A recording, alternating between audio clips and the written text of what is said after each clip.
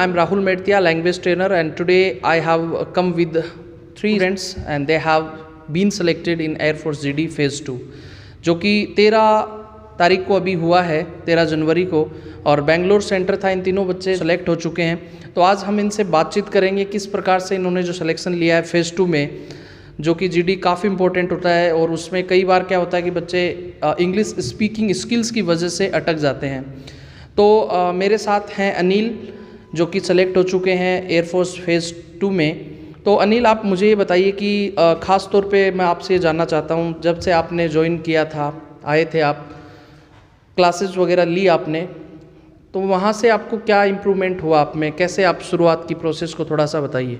Sir, मैंने join किया था आपको, उस समय मेरी कुछ भी तैयारी नहीं थी, हेजिटेशन होता था, और आपके साथ तैयारी करके मुझे अच्छा लगा। आपने ना सर हर बच्चे को बताया कि उसमें क्या इम्प्रूवमेंट करना चाहिए, क्या वो मिस्टेक कर रहा है, साउंड या फिर आई कांटेक्ट, सब कुछ आपने क्लियर करवाया। अलग अलग टॉपिक बनाए थे, पेज देकर सब बच्चों को अच्छे से पेज को 5 मिनट तक पढ़ना होता है और उसको पढ़कर फिर बोलना होता, तो सर ने वैसा ही प्रोसेस किया ताकि हमें आगे एजिटेशन ना हो। फिर वो पढ़ लेते थे, सारे बच्चों का अच्छे से बैच बनाया, और जो बच्चे अच्छा बोलते थे उनका बैच अलग था, और ताकि कमज़ोर बच्चों का अलग हो, उसमें ध्यान दिया जाए।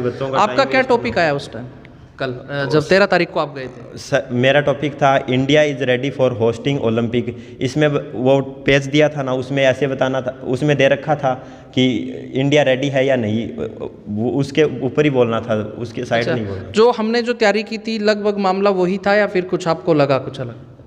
सर ने हमें 25-30 टॉपिक करवाए थे, और मेरे टॉपिक सर ने पढ़ाया नहीं था ना, पढ़ाया था उनमें से नहीं आया, अलग टॉपिक आया था। पर स्पोर्ट्स लीग सर ने करवाया था, उससे बहुत सारे आइडिया कनेक्ट हो गए और मैंने बोल दिया आराम से। अच्छा, many congratulation. Thank you sir.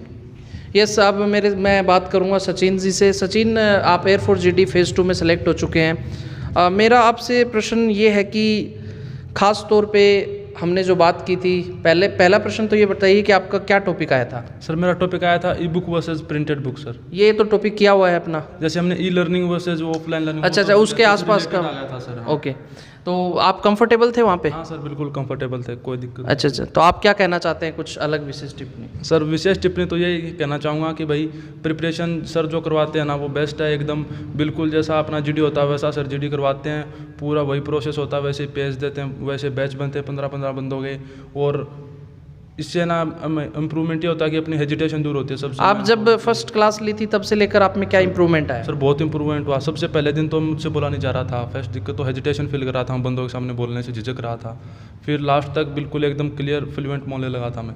Okay, congratulations. Thank you sir. Yes, Ramesh है हमारे साथ। रमेश, आपसे मैं ये जानना चाहता हूँ, आप 13 तारीख को गए थे बेंगलुरु और आप भी सिलेक्ट हो गए, बधाई है उसके लिए आपको। आप ये बताइए कि आपके यहाँ कौन सा टॉपिक पहुँचा आपके पास? हमारे पास था सर, यही सेम टॉपिक था, सेम ही बेस्ट था मेरा। Same best. ओके, सेम था। तो फिर आप कंफर्टेबल थे वहाँ पर? सर, कंफर्टेबल थे, बिल्कुल कंफर्टेबल। अच्छा, देखो, एक प्रश्न आज की युवाओं में है जो तैयारी कर रहे हैं, उनको एक क्वेश्चन का जवाब आप देंगे कि अगर आज के टाइम में अभी से अगर अगली भर्ती के लिए अगर कोई बच्चा तैयारी करना चाहता है तो उसको आप क्या सलाह देना चाहते हैं? सलाह ये देंगे कि वो पहले थोड़ी प्रिपरेशन कर लोगे ना, तो बाद में कॉन्फिडेंट रहेंगे वहाँ पर। वो जो GD वहाँ पे होती है वैसा ही सेम GD यहाँ पर सर दिल्ली करवाएंगे, दिल्ली उसी प्रोसेस से गुजारेंगे सर। तो उससे क्या है कि वहाँ पर थोड़ा बहुत भी मतलब एजिटेशन फील नहीं होगी, सब कॉन्फिडेंट रहेंगे, आई कांटेक्ट सेम रहेगा, और कोई भी टॉपिक आ जाए, कोई भी टॉपिक, कोई दिक्कत नहीं रहेगी, पढ़ाओ हो चाहे नहीं पढ़ाओ, हम कुछ ना कुछ पक्का बोल पाएंगे। और वहाँ पर पेज देता है ना, वो आराम से समझ में आ जाता है, तो उससे हम कुछ ना कुछ पक्का बोल पाएंगे। और वहाँ पर सब हमारे जैसे बच्चे रहते हैं, कोई ऐसा नहीं रहता कि वो ज़्यादा बोलता है, सब अपना अपना बोलते हैं। कोई हमारी जो प्रैक्टिस हुई थी काफ़ी 25-30 टॉपिक्स, और उसके अलावा ये तो टॉपिक थे, इनके अलावा और भी प्रैक्टिस करवाई गई थी, कोई कमी रही आप? नहीं, प्रैक्टिस में कोई कमी नहीं थी सर। जैसे दिल्ली सर पेज दे के प्रैक्टिस करवाते थे, दिल्ली 15 बच्चों का बैच रहता था, आराम से प्रैक्टिस करते थे और बोल पाते थे। और कोई भी गलती होती थी तो सर पॉइंट वाइज करके वो बताते थे कि आई कांटेक्ट नहीं है, कुछ भी नहीं है, तो एजिटेशन फील हो रहे या फिर हाथ हिलते थे, तो कोई भी प्रॉब्लम हो सर बताते थे, बाद में वहाँ पर ऐसा फील नहीं होता। Okay, thank you so much. आप सभी बच्चों को, विद्यार्थियों को, साथियों को बहुत बहुत बधाई मेरी तरफ से।